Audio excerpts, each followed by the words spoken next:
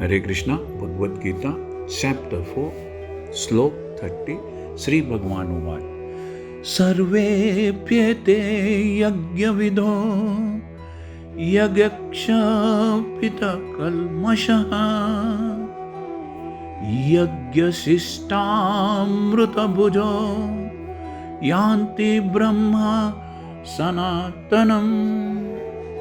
इस श्लोक में श्री कृष्ण भगवान समझा रहे हैं कि ये सभी यज्ञ करने वाले यज्ञों का अर्थ जानने के कारण पाप कर्मों से मुक्त हो जाते हैं और यज्ञों के फल रूपी अमृत को चखकर परम दिव्य आकाश की ओर बढ़ते जाते हैं।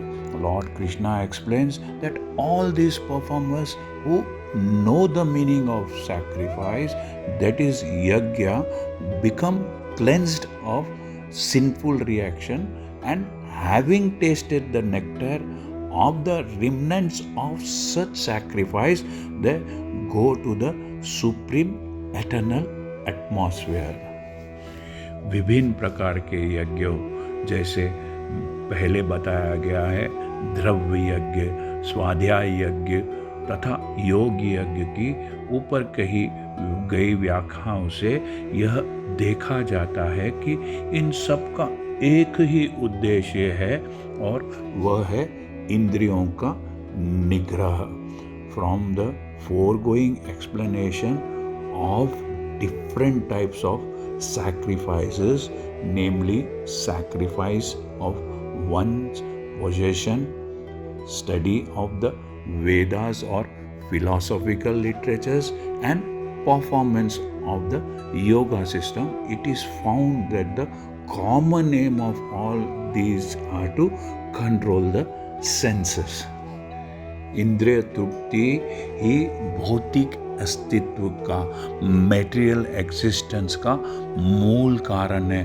अतः जब तक इंद्रिय तृप्ति से अलग धरातल पर, अलग प्लेटफॉर्म पर स्थित न हुआ जाए, तब तक सच्चिदानंद के नित्य धरातल पर, नित्य प्लेटफॉर्म तक उठ पाना संभव नहीं है। Sense gratification is the root cause of material existence. Therefore unless and until one is situated on a platform apart from sense gratification, there is no chance of being elevated to the eternal platform of full knowledge, full bliss and full life.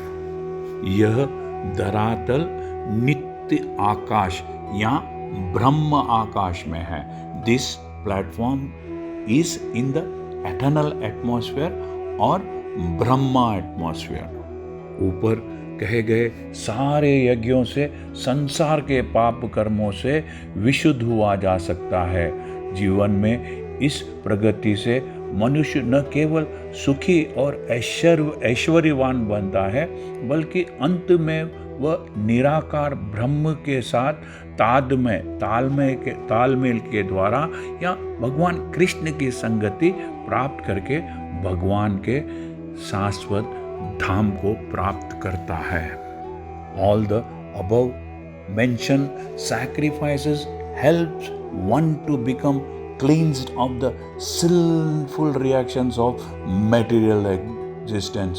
By this advancement in life, one not only becomes happy and opulent in this life, but also at the end he enters into the eternal kingdom of God, either merging into the impersonal Brahma or associating with the Supreme Personality of Godhead, Lord Krishna. हरे कृष्णा। यदि आपको यह channel पसंद आया है तो subscribe दबाकर subscribe कीजिए और इस चैनल को लाइक कीजिए।